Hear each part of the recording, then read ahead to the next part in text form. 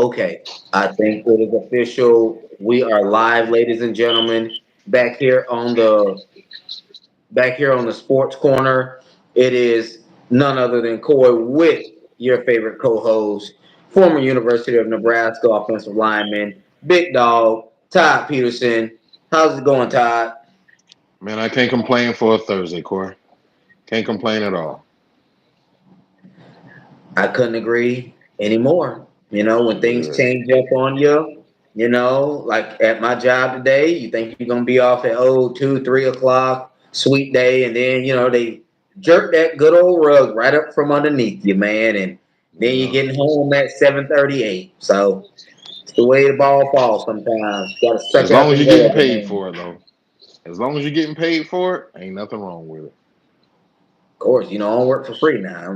There you go. Ain't gonna be getting that brown skin service off me now. I'm just saying, you I'm with you know. when you're right. I'm with you when you're right. Likewise, likewise. All right, guys.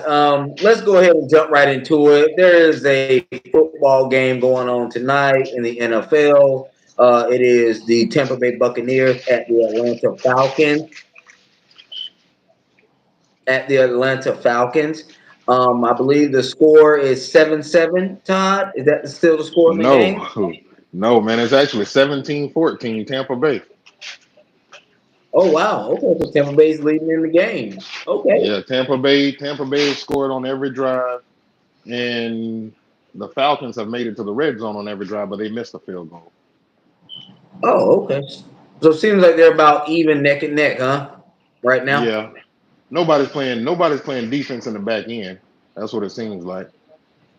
Oh, their secondary is a little suspect in both defenses, huh? Yes. Mike Evans has two touchdowns. Mooney just caught a touchdown in the middle of the field. Drake London caught a touchdown in the middle of the field. So it's going back Wow. and forth. It's a good game, a lot better game than I expected it to be. Okay, when you say what you expected to be, what did you expect to see out of this NFC South showdown? Well, compared to how Tampa played last week, I actually thought Tampa's defense would be a lot better against the Falcons because the Falcons have only scored one touchdown all season. But tonight, they come in and put a little twist in the game and open the middle of the field up.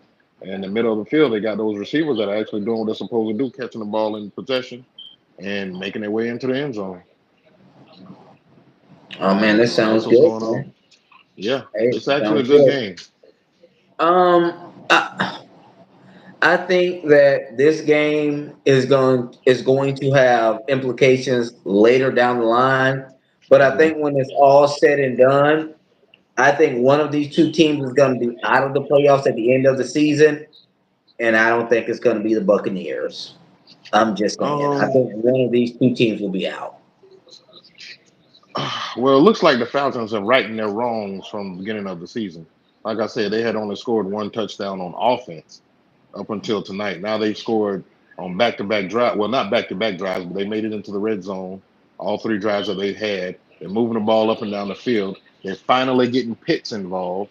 Um, I can't say that the Falcons are going to be the team that's left out. I do think they're going to have two teams represent in the NFC playoffs, but I can't say the Falcons won't be one of them. The So you're Falcons trying are, to so you're in agreement that the NFC South will have two people in the playoffs, two teams in the playoffs. yes, I agree. Yep, Oh, I definitely agree. okay. I can't think of any other division in the NFC. Maybe the NFC East may have two teams, but right now the Bucks are playing too well. And given what the Falcons are coming into tonight and what the Saints have done early in the season, I don't know. I definitely think they're gonna have two teams play in the playoffs, but I'm not sure which two I would pick. I do think the Bucks are front runner to win the division. So we'll see going forward. Well, with the way Baker Mayfield has been playing, Hmm. I mean, I sound like a broken record. When I stated that he was worth every penny of that $100 million that they paid him in the offseason, that Hmm. contract. But I mean, man, when you see that the guy is like, he reminds me of Drew Brees in a Hmm. roundabout way. around Mm-hmm. the same height, body frame, Mm-hmm. kind of about the same. Had a great O line in New Orleans. Had great wide receivers in New Orleans. Marquise Colston. He had Michael Thomas for a little bit. Drew Yes. Brees didn't have no scrubs. I will say that for the most part at the wideout. Mm-hmm. They kept him with decent talent at the wideout Yes. position, and it looks like to me that in New Orleans that if Derek Carr could get Devontae Adams, like we were talking about the other day, if he Mm-hmm. could get him, that would.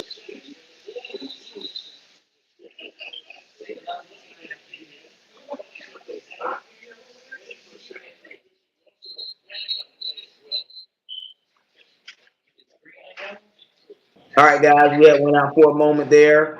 Didn't want you guys to miss anything I was saying, but what I was going to say was, if the Saints get Devontae Adams, then the two teams that are represented in the NFC South is the Saints and the Bucks. I'm sorry, if they get Devontae Adams, I will go That's out a and say big that. if. That's a big if. But speaking of big if, Devontae Adams said he hopes to go to the Jets.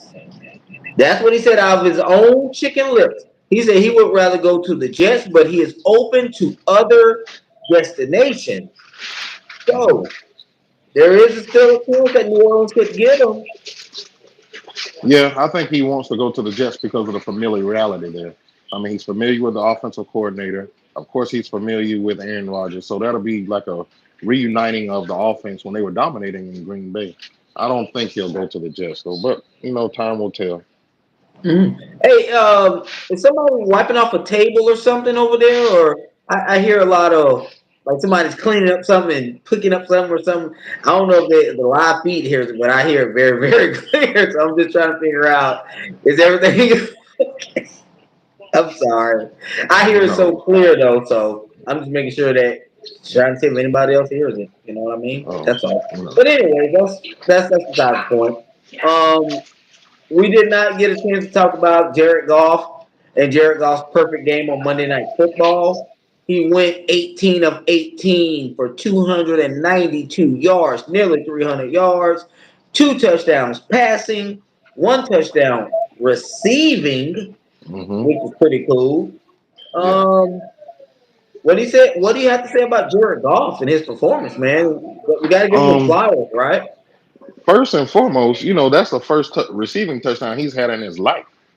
So think about that for a moment. As long as that young man has been playing football, that's the first receiving touchdown he's had in his life. And in true Dan Campbell fashion, being such a defensive minded coach, he didn't know that his quarterback had gone 18 for 18 and gave the game ball to someone else. However, I forgive him because he's so defensive minded and so strong on the defensive side. I forgive him for that. But that was an amazing game by someone they actually sent to Detroit to perish. Everybody thought that would be the end of his career once he got to Detroit. Even Detroit drafting other quarterbacks at the time, Kidner from Miami, who never really showed face because Jared Goff took the job and ran with it. I think he felt like that was so disrespectful that he really had to prove himself. Right now, he's one of the elite quarterbacks in the NFC, and I think he has the Lions rolling, and I don't think that's going to stop. I mean, the guy looked really, really good. I understand going 18 for 18 and having 130 passing yards, but he went 18 for 18 and almost had 300. That's huge. That's huge. No, I couldn't agree more. When I used to watch Jared Goff when he was with the LA Rams, I used to call him Happy Feet because it Hmm. seemed like his feet was always real nervous. Not that he Hmm. wasn't a great thrower of the ball, but he seemed like he was a tap dancer. Like he would feel that rush. You know what I mean? Like he would really feel that rush. But it seems as if that since he's been to Detroit, they've invested in the line. They got him an offensive lineman. They got him a center. They've been actually trying to build up that old line for him. Get him some young guys on there. Hmm. They'll figure it out. They'll have some rough patches, but they'll figure it out. And it just seems like to me, I watch his feet since he's been in Detroit. Hmm. He doesn't have those happy feet like that. Obviously, you have those instances here and there. Obviously, because if when they're bringing the house. When they're bringing the house, yeah, you're watching for your head because they're coming for Definitely. your head. You know what I Definitely. mean? But I'm talking about just the 5-step drop back, the 7-step drop back. I don't see the just jittery feet like that. It's almost like he's gonna have a second or two to throw the ball and everything will be okay. Yeah, I think he's a lot more comfortable in Detroit than he was in LA because I don't think him and McVay had the camaraderie that they should have had as the offensive coordinator, head coach, and a quarterback. When you have a head coach that doesn't believe in you, you want to do everything perfect. So doing everything perfect, you may do a little bit more of something that you normally don't do that becomes a bad habit. I think once he went to Detroit, he realized the bad habits that he had created for himself in LA, and he fixed those mentally to become a top tier quarterback in the NFC. And I think that's where he is right now. He really focused on the bad things that he was doing. Not even bad, but the untypical things for him to do in the pocket and to be an elite quarterback. I think he fixed those before he arrived to Detroit. So he knew getting in Detroit, that was going to be a reviving of his career. Not only reviving of his career, but he's going to prove everybody wrong. Most people go to Detroit to perish. No, I'm going to Detroit to win. We got a coach there who's committed to building a quality football team. A football team starts in the trenches. If you can't block anybody, you can't pass, you can't run. If you can't tackle anybody or put any pressure on the quarterback, you're never going to win. Dan Campbell came in and established that. He established the trenches. And I think just everything that he's done and the people that he surrounded Jared Goff with, Jared Goff is definitely really, really good. One of the top tier quarterbacks in the NFC, and he's showing it. 18 for You know, 18 is a huge game. absolutely. I couldn't agree more. First time in over 80 years that a quarterback registered a perfect game, Hmm. 100% complete completion percentage. So we got to give him his flowers there. And just for the sake of it, they made me nervous last year with my 49ers. They were kicking our Yes, asses at the beginning of that game. And all I yes, could think about was this coach, man, he might yes. get these guys to pull an upset on us, man. So the Lions had me nervous this past Yeah. year. I hope I don't get more than nervous this upcoming postseason with the Lions because they show Hmm. that they are not a pretender in the regular season. They are a contender in the postseason as well. Should I say they're not a pretender and just a good regular season team? Hmm. They are actually a bona fide stud team in the playoffs, and they proved it last year. I think they're going to prove it again this year.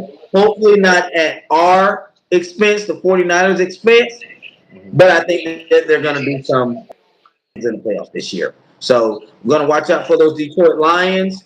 Again, shout out to Jared Goff on a perfect game. All right, you brought up the Pittsburgh Steelers in our pre-show talk. Hmm. Um, what did you want to convey about Justin Fields? You said something about Justin Fields. What were you talking about, big guy? You know what? I should have made me a Vegas bet at the beginning of the season before the season even start because I told my son several times leading up until the season and going through preseason, I would bet anything right now that Justin Fields is going to be QB1 at Pittsburgh when the season starts. I just had that hunch. I know as far as talent wise, as far as talent wise, that Justin Fields is the most talented between the two. Russell Wilson also has the experience, but I think when it comes to talent, Justin Fields is a very talented quarterback, two-way quarterback. And for him to get that opportunity in Pittsburgh and feel comfortable with that opportunity, now we're getting the best of Justin Fields. Now you compare Justin Fields to the quarterback in Chicago. Um, they never did what they did for Caleb quarterback Williams. for Caleb. Yeah, they never did for Justin Fields what they've done for Caleb. So I think that's an organization default. But however, what they're doing in Pittsburgh and what they continue to do in Pittsburgh with Justin Fields is a really good quarterback and he's showing it. And not only that, but right now they're winning their division. I have a So little slight pushback on Justin Fields in this regard. His decision making in Indy, I watched that game. His mhm, decision making in Indy was a little questionable.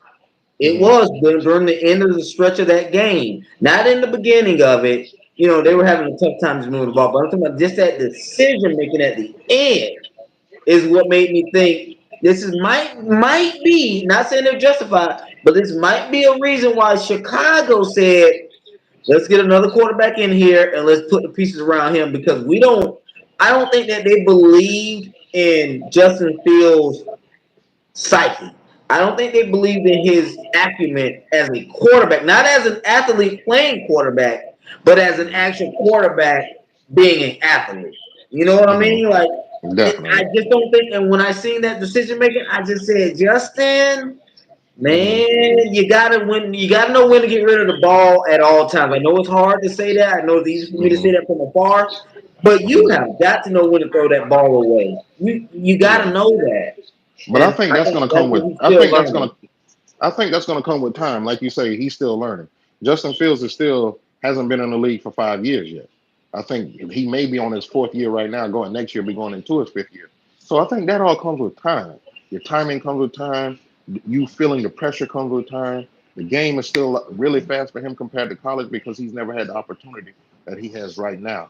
The opportunity that Pittsburgh's given him with giving him the keys to the car and everybody supports you. Now you got to go out there and make plays. He's gonna make some mistakes, but I think long term, those mistakes are gonna play off when it comes down to gonna pay off when it comes down to playoff football.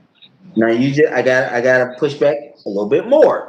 Now you just said in his fourth year, he's only in his fourth year. You think with time he'll be able to learn this and he'll be able to feel the pressure and understand the pressure and feel this and feel that. Jaden Daniels is a rookie, isn't he? Hmm. I watched all his games. I have took the time back to watch all of his clips, Hmm. except for his first game, which he probably had jitters. The game was probably real fast to him that first few quarters or whatnot. The Hmm. second, third, and fourth game, Hmm. you can see that he is realizing I got to get this ball out quickly on a dime, or I got to just take off. It's got to be that decision making. That's what I mean by that decision making. Because Jaden Daniels, with him being a rookie, I expected to see a lot more like, oh, Jaden, no. Oh, Jaden, Hmm. what are you doing? It's like, oh, Jaden, you're seeing the rush. Oh, Jaden, you're feeling the rush. You're feeling the rush. Get out of there. That's what you need. You need to be able to have that sneaky spidey senses that says pressure's coming from this end. I gotta Yeah. bail. The great ones know it. Marino, Elway, Montana. They knew that pressure when it was coming. Okay, let me buck. Even if they weren't great runners, Steve Young was a great scrambler. He would do the same thing. Rush is coming. Oh, I gotta take off or whatnot. And I feel Hmm. like Jaden Daniels, with him being a rookie, is really showing up Caleb Williams as a rookie and Justin Fields as a fourth year player because Justin Fields has had 4 years. He has not had the greatest supporting cast. I'll give you that. I'll give you that.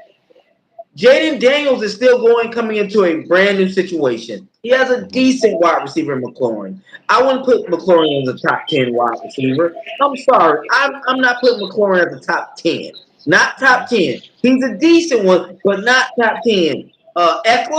Austin Hmm. Eckler from the LA Chargers, decent quality running back that's going to fight hard for you every single down, but not a Hmm. stud. You don't got Alvin Kamara back there. I mean, let's just be Hmm. honest here now, okay? So I'm looking at all what he does really have compared to what Caleb Williams has. Caleb Williams has two number one. Keenan Allen was a number one on the LA Chargers.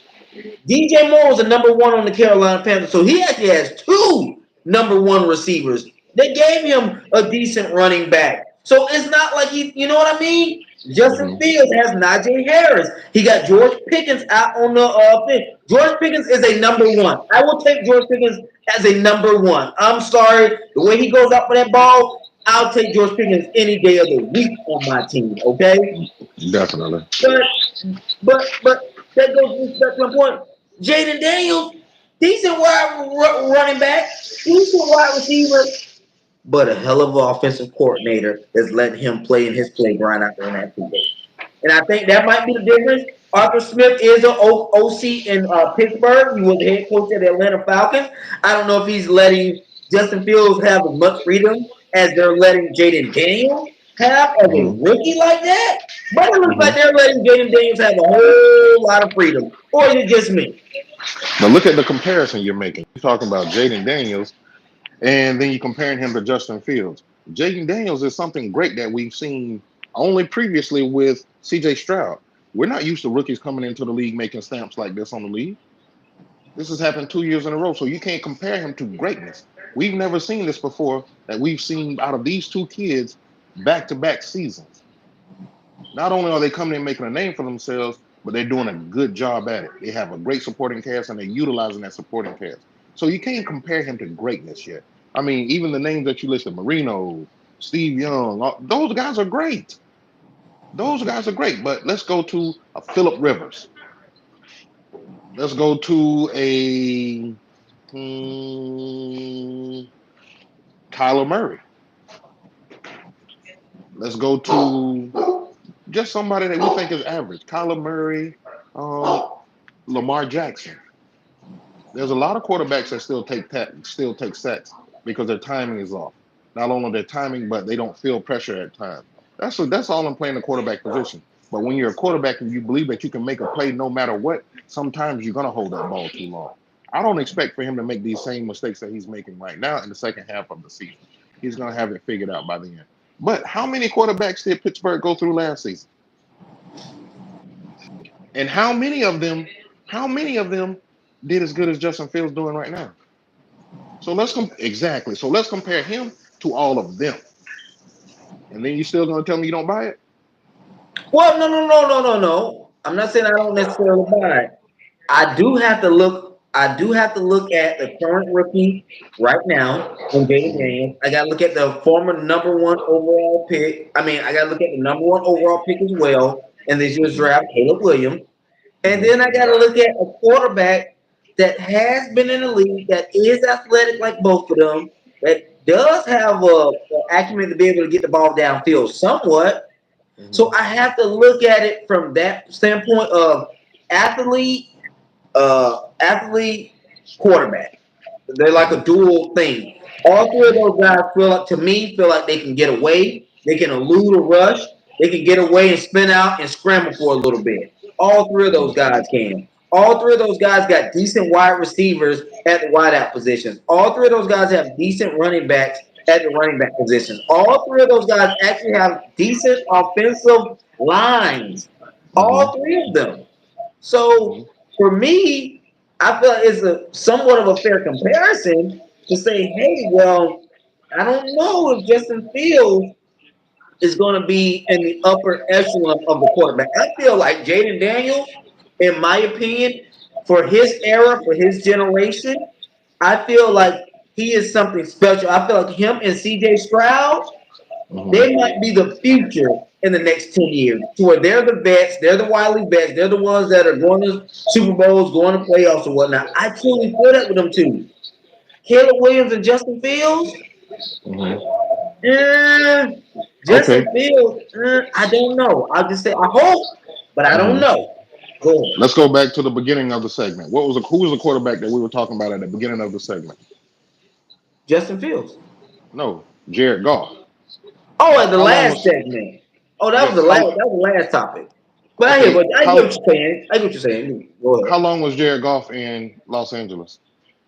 I believe 4 or 5 seasons. Was If I'm he not elite? mistaken. Was he elite in Los He was pretty Angeles? good. He was pretty But was good. he elite? I wouldn't Was say he he was elite? elite. I wouldn't say he was Okay, elite. but now that he's in Detroit, he's elite, right? You say he's elite. Yeah, I would say so. I would say he's found his comfort spot. My point exactly. My point exactly. Justin Fields did his thing in Chicago. He's just getting to Pittsburgh. Let it play out.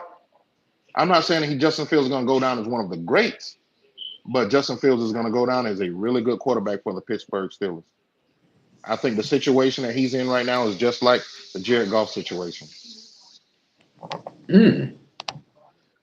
Hmm.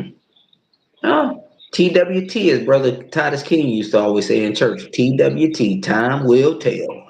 Time That's will for tell. sure. So, um, I don't know. I like the guy though, man. I'm so happy for him. Like Mhm. all of that, man. I really, really am. I just when I seen the last, I'm gonna say 5 to 7 minutes of the game last week, Mhm.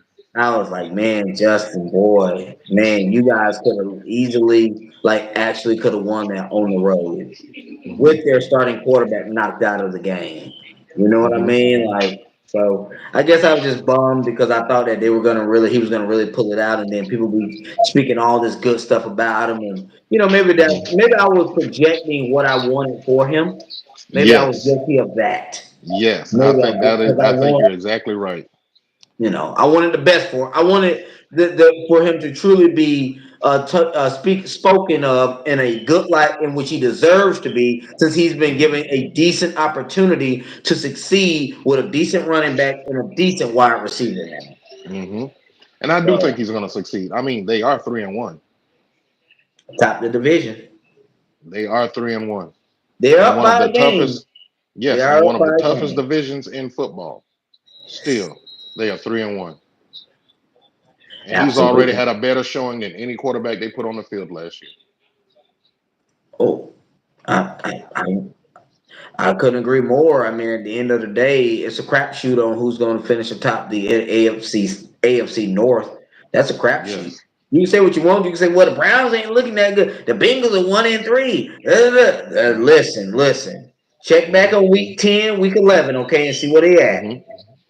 Yes. Then you can try to make a true prediction of where it's gonna go. But even Hmm. still, you still might be wrong because the 6 games at that point would be left in the season. So you Hmm. still might be wrong on who you decide is gonna win the AFC North. So just a Hmm. it's just a dog fight of a division. I mean, just a Yes. dog fight.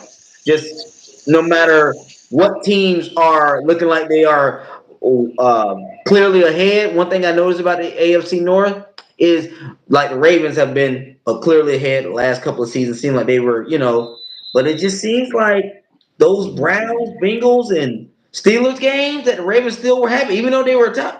They were tough. Yes. It was a very few of them that they were able to like winning like convincingly against those Hmm. other division opponents. You see what I'm saying? So it's Definitely. tough. It's tough. Well, before we get off this topic, let me just throw this out there.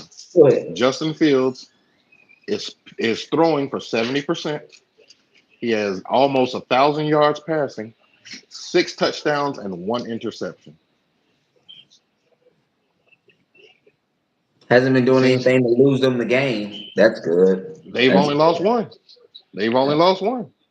So I mean, I think you're judging him off by how you expected him to play, which I mean, everybody's entitled to do that. But I with should his say good how I numbers, want. I was gonna say I should say how I wanted him to play. I guess I hmm was projecting how I wanted him to play, and since hmm he didn't live up to that, maybe that's what I was really bummed about. Just to clarify, I'm sorry, I didn't. I think I misspoke a little earlier, but yeah, I just wanted to clarify. But go ahead, go ahead. yeah, but no, that's what I was gonna say. Looking at his numbers, he has some of the best numbers in the NFL. He's throwing for 70%, 6 touchdowns, 1 interception, and let's not even talk about his rushing. The guy has over 250 yards rushing in 4 games, so not bad. Yeah, you know who has a better completion percentage Who? than Justin Fields? Jaden Daniels. Yeah, yes. I'm not I'm saying just his saying. completion. I know I I'm went not back saying to his Jaden, but I completion. just had to. I Yeah, had. but I'm not saying his completion percentage is high, but the average in the NFL is hovering right Oh around 70%. yeah, Yeah. 70% is good. No, 70% Yes. ain't nothing to snooze at. I mean, Hmm. Cam Newton for the longest could barely get over 60% completion percentage, and he was a decent Exactly. quarterback, but his accuracy was not the best. I mean, I'll admit that it was not the best. And the guy won a Exactly. league, and the guy won a league MVP. So Yes. go figure. So I'm definitely not in disagreement there. Yeah. Definitely not. To end the show, we want to start where we had left off yesterday because Devontae Adams had an interesting quote. Excuse me, an interesting affirmation or whatever he let it be known that he hopes he hopes to go to the Jets to be traded to the Jets.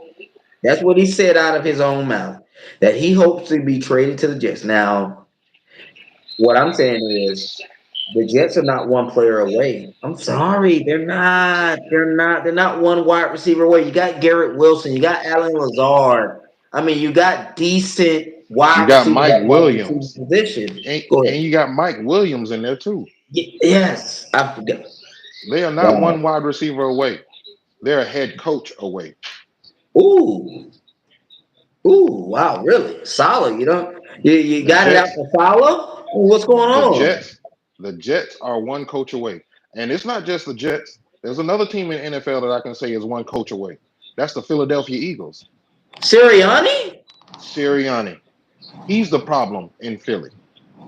Yeah, He's really he's the a problem in very Philly. animated coach. Why you say that about Sirianni? I felt that way about him as soon as he lost those coordinators, and both of them became head coaches and became successful head coaches. That showed me who ran that team, who carried that team to the Super Bowl. Ever since he lost those coordinators, and he has one of the best defensive coordinators to ever coach the game of football right now. And what kind of product is he putting on the field? Who does he have? Fangio? Fangio. What kind Wow. of product is he putting out on the field? Are those players showing discipline? Uh, No. No, but let's go back to what we were originally talking about. Um, I think the head coach is the biggest problem. wow. Rob Saleh, I don't think he's a head coach. I think he'll be a career defensive coordinator. I think He's he's a our great former D motivator. coordinator in San Francisco. Yes, and I think he did a great job there. But you don't have to run a team as a defensive coordinator. You're not responsible for the quality product that you put out on field as a defensive coordinator.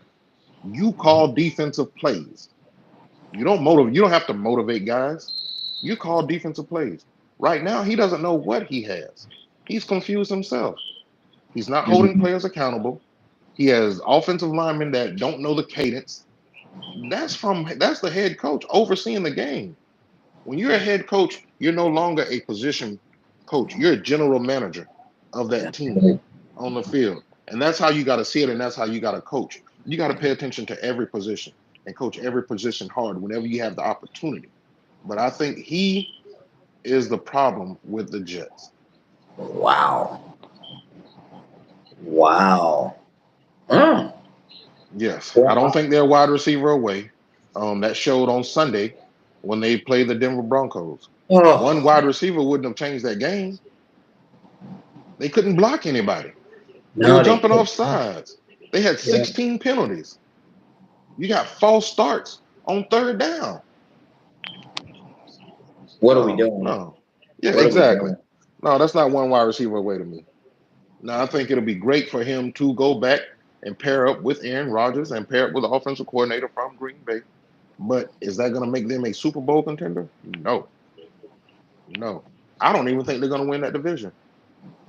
I don't either. I don't either. With the Bills, the way the Bills are looking. Even if they get Adams, they still will not win that division. Yeah. I think if they get Adams, they'll probably squeak in as a wild card, but They I don't could. think that they will win that division. I No, completely agree. With or without him. I with don't or think they'll without win him. that division. Yeah. Yep.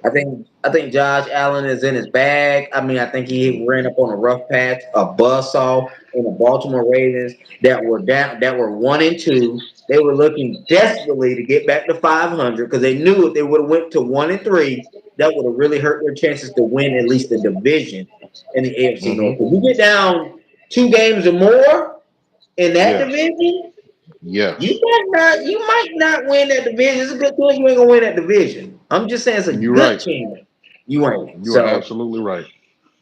I don't know. But listen, guys, we had wanted to come on here today.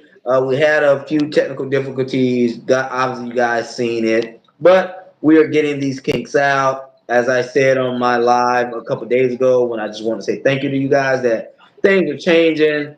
I will be getting my tower. I will be able to edit. I will be able to also edit videos in, edit certain things that get, like the connection being maybe still, I'll be able to edit that out to where it just Mhm. goes smooth and seamlessly for you guys. But I just want to say again, thank you guys for taking time out your day, spending any time to give us your attention. It's really greatly appreciated. We are committed to getting this content out to you guys on a consistent basis. So again, we want to say thank you. And we will be back hopefully on Saturday night to just preview the upcoming week 5. Excuse Yes. me. to at least preview all those games one by one for you guys. But again, guys, you guys know we're married men. We got kids. We got things, activities going on. So if we can get there, we will be back on Saturday. If not, we definitely will be back Sunday night, halftime of Sunday Night Football. Okay? Yes, we will. All right, so this is Coy signing off here at the Sports Corner with my co-host Todd Peterson. Until next time, guys, we thank you so much. Take care. Take care, everybody.